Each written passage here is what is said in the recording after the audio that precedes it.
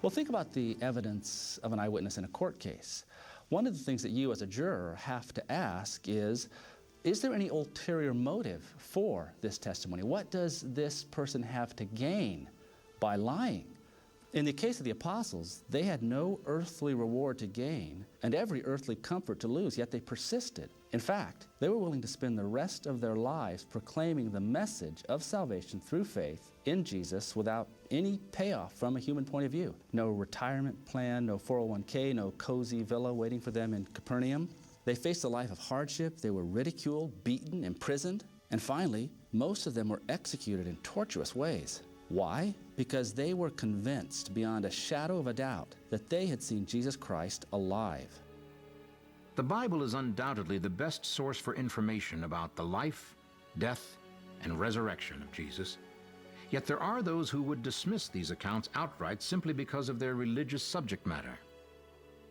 But are there other sources of information that might uphold the resurrection story? Sources that have no religious affiliation whatsoever? We know a striking number of things about Jesus from outside the New Testament. We have about 12 comments from secular and non-Christian historians, government officials, and so on. And from these sources, we can put together a life of Jesus without ever opening the New Testament.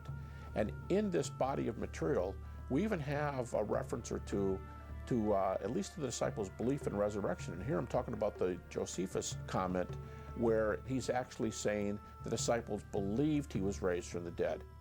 Josephus is not the only ancient writer to support the gospel stories.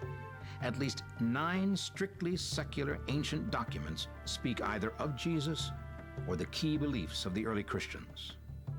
Among the authors are Cornelius Tacitus, the most important Roman historian of the 1st century. Cornelius Tacitus was a Roman historian who confirms that Jesus was crucified as a criminal under Pontius Pilate. He also tells us that Christianity had its origins in ancient Judea. Christus, from whom the name had its origin, suffered the extreme penalty during the reign of Tiberius at the hands of one of our procurators, Pontius Pilate, and a most mischievous superstition broke out not only in Judea, the first source of the evil, but even in Rome. In his text, Tacitus tells us the persecuted people were called Christians, and he explains how the group got their name. The extreme penalty Tacitus refers to in the passage is crucifixion, by far the most cruel fate anyone could suffer in the Roman Empire. And it's widely believed that the mischievous superstition he refers to is the Christians' belief in the resurrection of Christ from the dead.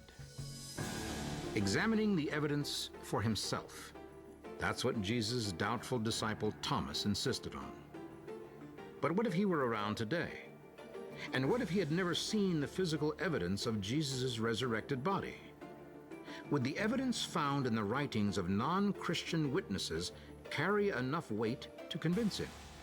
Or would he demand the answers to even more difficult questions? For example, the ancient sources clearly verify that Jesus was crucified. But did he actually die on the cross? The mere suggestion that Jesus might have survived his brutal punishment would make many Christians very uncomfortable. Yet the doubting Thomas of today may well ask the same question. So, what really happened to Jesus' body on that first Easter morning? After 2,000 years have passed, can the fact of Jesus' death be proved beyond the shadow of a doubt?